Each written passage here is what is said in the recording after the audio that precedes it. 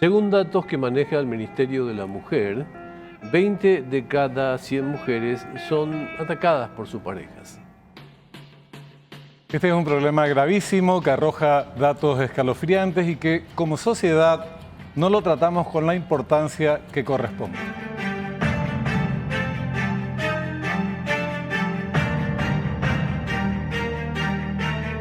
Muy buenas noches, el programa de entrevistas Fuego Cruzado. Buenas noches, Benjamín, ¿cómo te va? Hola, Augusto. Muy bien, ¿y vos? Bien, bien. Qué bueno.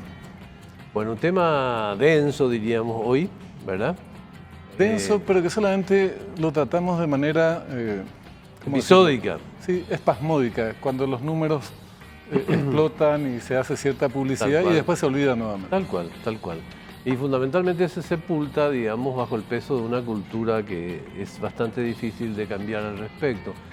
Ese será el tema de nuestra programación del día de hoy, el último programa de la semana. El último programa de la semana. Este es el... Pongamos en contexto, por favor, señora directora.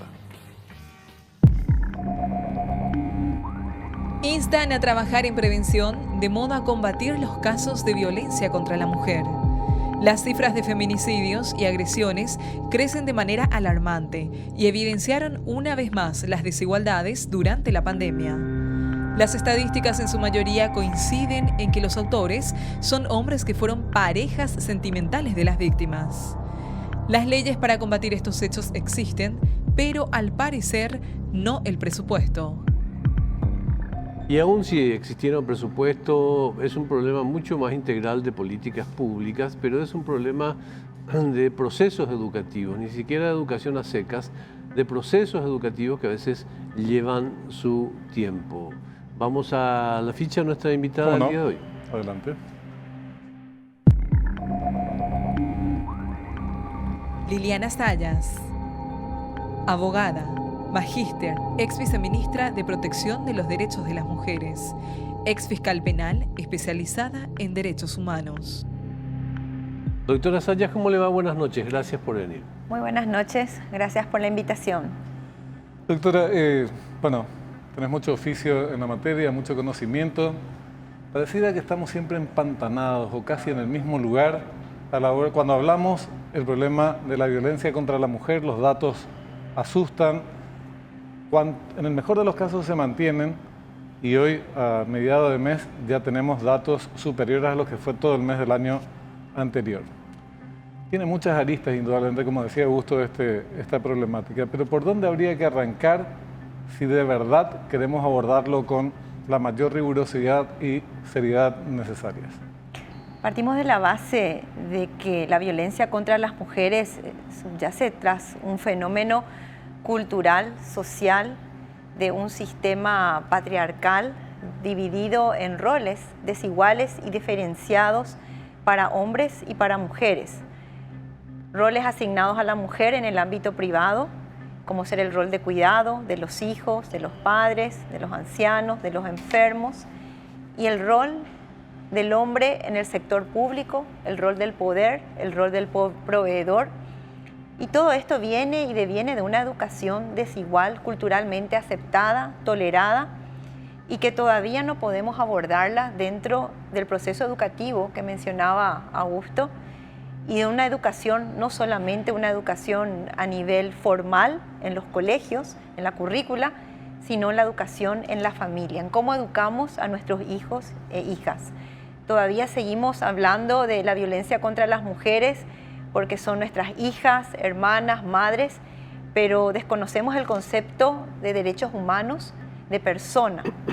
A las mujeres hay que respetarlas porque somos personas, porque somos el 49.6% de la población, según el INE, y porque esta desigualdad trasciende no solamente en lo que es esta forma extrema, que es la violencia feminicida, que es una definición y una tipificación inclusive con una descripción política, porque lo que pretende es diferenciarla del homicidio agravado en razón del vínculo, es decir, por ser la esposa, por ser la pareja.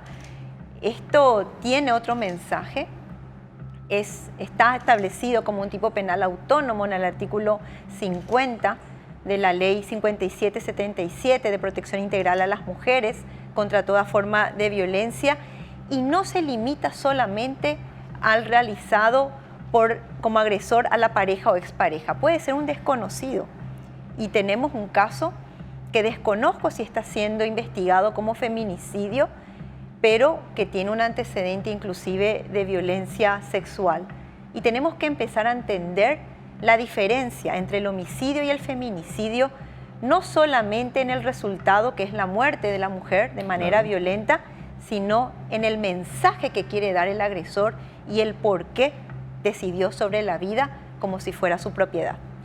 Usted mencionó la expresión matrimonio y pese a que hay otros temas que seguramente son más estructurales sobre los cuales vamos a hablar, pero ese punto, esta mañana estábamos reflexionando en el programa, hay también un componente muy importante que es esa concepción moral, histórica, cultural, de que el matrimonio es un asunto inextinguible, no importa qué suceda, digamos, ¿no? Y esa es una obligación que pesa fundamentalmente sobre la mujer.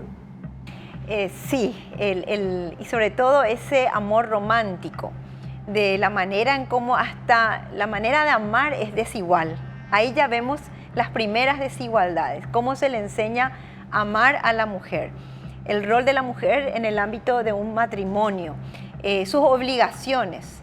Antes ni se podía mencionar que podría haber violencia sexual en el matrimonio. Hoy ya se reconoce que es posible y que puede ser denunciado.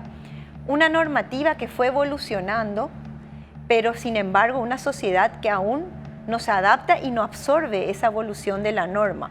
Una constitución que establece, una constitución del 92, un principio de igualdad entre hombres y mujeres, una ley integral hoy, anteriormente una ley cautelar que es la ley 1600 de violencia doméstica, tratados internacionales que son ley de la nación como CEDAW y Belén do Pará, pero la sociedad no evoluciona como ha evolucionado la norma. Y sin duda la mirada de las políticas públicas que vienen en las leyes y en las legislaciones abocadas a prevenir la violencia contra las mujeres no vienen acompañadas de un presupuesto dentro de la misma ley. Entonces continuaremos hablando de la violencia contra la mujer sobre la base de las cifras, de las estadísticas y de la retórica. Así es. Hay cuestiones que son de índole jurídica, problemas de índole jurídico, otros de carácter institucional, porque a denuncias realizadas por la mujer, la afectada o testigos, que este sí es un avance jurídico, que otros puedan formular denuncias de violencia contra la mujer, no solamente la afectada. Muchas veces, digamos, se procede con displicencia desde las instituciones o no se procede. Y después las noticias se agravan y terminan siendo hasta fatales. Pero están las cuestiones de carácter social, cultural. ¿Cuál es el abordaje que se hace desde el Ministerio de Educación, desde todo el sistema educativo, como para poder trasladar este tema ya desde chiquito? Yo recuerdo, la primera y única vez que me pegó mi papá fue porque le insulté a mi hermana. Insulto de chico, ¿verdad? Y bueno, fue la única vez y no me olvidé nunca más. Pero ¿cómo se aborda este tema desde las instituciones públicas del sistema educativo? Y en este momento lo que tenemos es el antecedente que de esto salió inclusive una ley hace unos años, ¿verdad?, que en el Ministerio de Educación no permitía que esto entre a la currícula. Y esto lo que quería significar es más bien una desinformación. Confundían qué es lo que es la violencia de género. La estigmatizaron diciendo o significando que hablar de violencia de género es hablar de estar a favor del aborto, de estar a favor de otras cosas. Entonces parecía esa frase de confunde y vencerás. Entonces este es el momento que en la currícula no se puede hablar de educación sexual.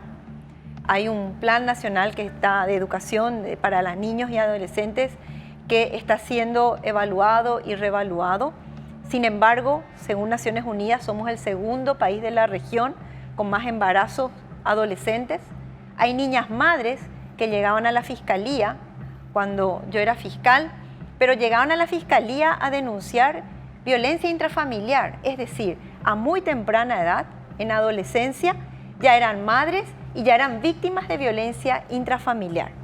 Y recuerdo otro caso que llegó a la Fiscalía de estupro, donde el padre vino y me dijo, solucionado doctora, se van a casar. Entonces seguimos con esas malas costumbres, esos matrimonios a temprana edad, sin que se desarrolle esas niñas con responsabilidades de adultas y sin acceso a una educación. No van a haber va a haber un abandono escolar. Garantía de infelicidad, fundamentalmente. ¿Y cómo nos hacemos responsables como Estado? Entonces, para mí, la pregunta dirigida al sistema educativo es que está en deuda y que mientras no se hable y neguemos el conocimiento a nuestros niños, jóvenes y adolescentes sobre los derechos humanos de las mujeres, sobre una salud sexual y reproductiva, vamos a seguir no solamente aumentando las cifras de niñas madres, embarazo adolescente, que no parecieran escandalizar tanto como otros discursos que pretenden más que nada no darle la importancia que tiene estas cifras elevadas de violencia contra las mujeres y violencia feminicida, donde por un lado todos celebrábamos, me incluyo, la belleza de la mujer paraguaya, y ese mismo día 4 mujeres eran enterradas por sus parejas,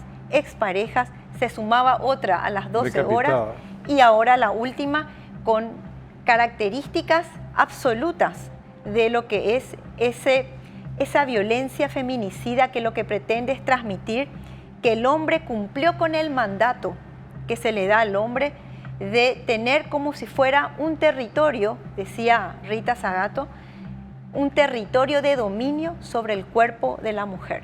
Tortura, violencia sexual y finalmente, me cuesta hasta verbalizarlo, la mujer decapitada. Claro. ¿Y dónde se la encontró a la mujer? Tirada como si fuera una basura. Son signos significativos de lo que es el feminicidio, muy distinto a un homicidio. Así es. Donde se quiere demostrar que se cumplió con el mandato y un ejemplo para los demás hombres. Eso es lo peligroso y eso es lo grave si no empezamos a deconstruir. Doctora, ¿hay avisos tempranos que no solamente no perciben las mujeres, sino también la sociedad, el entorno, las autoridades?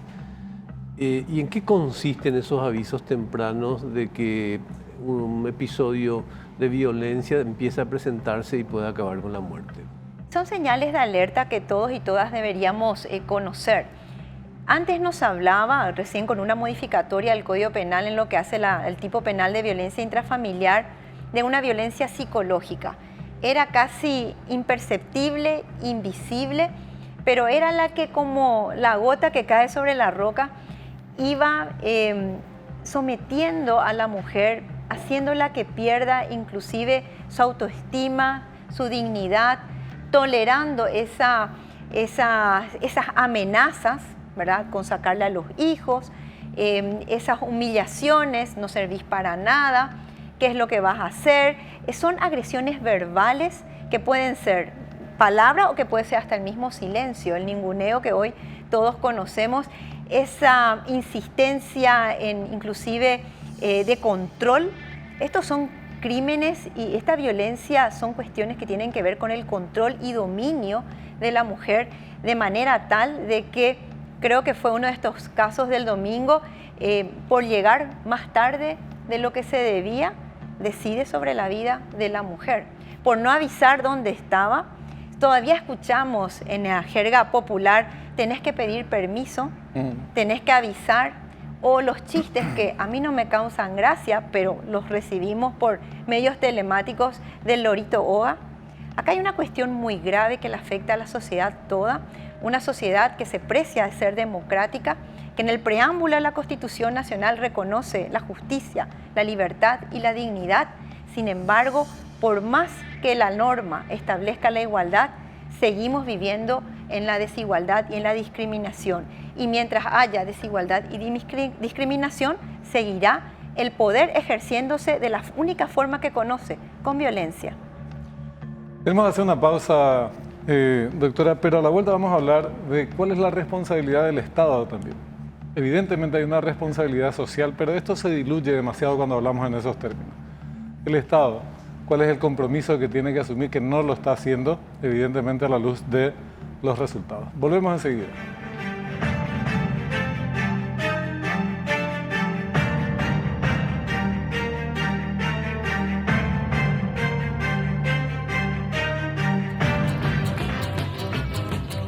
Bueno, seguimos en Fuego Cruzado hablando de un tema fundamental. Doctora Zayas, no le pido, por supuesto, el desarrollo de una currícula, pero sí podría ayudarnos a entender qué es lo que en las escuelas y en los colegios, qué tópicos, qué tendrían que enseñarnos a los niños y a los jóvenes paraguayos en los colegios para generar una nueva educación en relación a este tema. Y en primer lugar, los derechos humanos. Eso es básico. La violencia contra las mujeres es un problema de derechos humanos y en ese sentido enseñar cuáles son estos tratados de la Convención contra toda forma de discriminación a la mujer, que increíblemente fue el primer tratado de derechos humanos que tuvo nuestro país, inclusive en las épocas de plena dictadura, porque fue en el año 1986 donde se ratifica este tratado a favor de las mujeres. La Convención de Belén do Pará, que también es ley desde el año 1995, y sin duda a mí me gustaría que la educación pase por conocer esta ley 5777, esta educación en igualdad, esta educación donde la familia tiene que haber, no debe estar diferenciada en los roles de mamá, papá, sino que debe haber una ayuda de tanto en la materia de educación, en materia de asistencia, tanto del padre como la madre. Debe haber un compromiso en educar a los hijos en igualdad. Entonces, esto partiendo de la base de que también debe haber una educación sexual para enseñar a nuestros hijos, a nuestros adolescentes, ¿verdad?, el respeto a lo que hace a los derechos sexuales. Esto es muy interesante porque mencionaba yo que anteriormente, en el código anterior penal, un hecho de violencia sexual era tenido como un delito contra el pudor y la reputación. Hoy es un hecho punible contra la libertad. Entonces, estas cuestiones deben ser motivos de debate, de trabajo práctico en los colegios. Me ha tocado ir a varios de ellos a dar charlas y eso hace que realmente sea esperanzador. Pero sin embargo no se baja la línea desde el propio sistema educativo. Conozco profesores que ellos buscan materiales, ¿verdad?, a través de la web. ¿Por qué? Porque no se imprimen materiales que deben estar dirigidos y consensuados para tratar esto en todos los niveles educativos. Entonces por ahí empezaría. ¿Qué dificulta la discusión abierta sobre estos temas? Digo porque más allá de los prejuicios religiosos y de otra naturaleza que los hay, sin lugar a dudas, es algo tan básico que habría que abordarlo y sin embargo las veces que se inicia se descompone muy rápido la discusión. También contribuyen, una opinión, tal vez esto deberíamos discutirlo por separado después, organizaciones que se definen a sí mismas feministas porque tienen planteos, algunos de ellos suficientemente radicales y hasta no acentuando la necesidad de la igualdad de derechos, sino prevaleciendo los derechos de la mujer contra el hombre. Entonces, se complica la discusión muchas veces. ¿Por qué no se separa la paja del trigo y entramos por lo menos por lo básico que es defender la igualdad de derechos y que eso se les instruya en ese sentido a nuestros hijos desde la escuela? ¿Quién podría oponerse a discutir? Che, mira que tenemos los mismos derechos, hombres y mujeres, o tenemos que tener los mismos derechos, mujeres y hombres. Y que eso se plasme inclusive en el acceso a la educación. Subsisten hogares donde si hay que elegir qué hijo estudia el hijo varón. Claro. Entonces, hablemos de esa educación en igualdad desde el acceso a la educación, desde el acceso a la salud pública, desde el acceso a la justicia, porque son principios constitucionales. En mi época había educación cívica, recuerdo, y ahí se analizaba profundamente la educación. Desconozco si hoy de qué manera encara el sistema educativo en nuestro país, pero sí estamos hablando de derecho constitucional. Y cuando hablamos de feminismo, Benjamín, hablamos de organizaciones de la sociedad civil ampliamente que deben ser aceptadas en toda sociedad democrática, donde fundamentalmente lo que promueven es una retórica dirigida a visibilizar que existe y subsiste la desigualdad en todos los sentidos, en estos sistemas que estoy mencionando, desigualdad en el salario, desigualdad en la norma. La norma, tenemos normas espectaculares, pero que continúan siendo líricas porque no vienen acompañadas de un presupuesto que permita que esas políticas públicas sean realmente aplicables. Ahora, convengamos, por otro lado, que no tenemos una justicia de primer mundo, digamos, ¿verdad? Ni de tercero a veces. Entonces la pregunta es, ¿con qué talante y con qué actitud se está viendo la justicia aplicar estas instituciones que parecen convenientes para que empiece a generarse una nueva cultura? Esto de las nuevas tipificaciones y compañía. ¿Se está viendo apertura? Hay un avance, tengo que ser justa, ¿verdad? Hay un avance, el Poder Judicial tiene una Secretaría de Género que trabaja en capacitación, en protocolos, el Ministerio Público, formé parte del Ministerio Público, teníamos también grupos de trabajo para hacer protocolos, para cumplir con estos compromisos a nivel regional y a nivel del sistema universal. Pero cuando hablamos de justicia no alcanza. ¿Por qué? Porque se sigue esperando que una justicia investigue desde el vamos con perspectiva de género. ¿Y qué es investigar con perspectiva de género? Es ponerle a la víctima en el centro de la investigación, pero no para investigarla a ella y decir, bueno, ella se subió al vehículo con 5 compañeros, entonces ella se lo buscó, ella iba vestida de esta forma, o decir había droga en ese lugar, como tratando de justificar y desdibujar el hecho de la violencia dirigida a la mujer. A mí me causa extrañeza y sorpresa, yo hoy ya desde la profesión de abogada, cuando acompaño a hacer una denuncia de violencia intrafamiliar, tengo que escuchar, no es criterio de mi fiscal, no es criterio del juez. Pido como anticipo jurisdiccional de prueba la declaración de la víctima en Cámara Gesell y tengo que escuchar que Cámara Gesell solamente para los casos de abuso sexual en niños. Es decir, esto está en los protocolos, esto está en la ley se aplica. Si tengo un caso de contrabando, traigo el código aduanero. Si tengo un caso que involucra a tráfico de armas, traigo la ley de armas. Y cuando tengo casos de violencia contra la mujer, subsiste la resistencia de traer a colación la ley 5777. Y no me refiero solamente al ámbito penal, me refiero al ámbito civil. Puede ser un caso de divorcio vincular, un caso de disolución de la comunidad de bienes, puede ser un caso de niñez, un incumplimiento del deber legal alimentario que también viene a devenir en un juicio de prestación de alimentos, y la justicia sigue investigando esto en compartimientos estancos. Hay una medida de protección del juzgado de paz, pero que el juez de la niñez no tiene en cuenta y establece un régimen de relacionamiento. Antes de tu pregunta, nomás un breve comentario, si me permitís. Sí, y aún dentro de todo esto, aún con todas estas estadísticas, nos faltan incluso colegas que te plantean este tema. Y la violencia contra los hombres. Pero es de semejante. ¿Y por qué cuando se mueren los hombres no se llama homicidio? Esas bestialidades que subsisten, que es más preocupante cuando subsiste todavía en los medios, que cuando, qué sé yo, porque acá hablamos y se multiplican.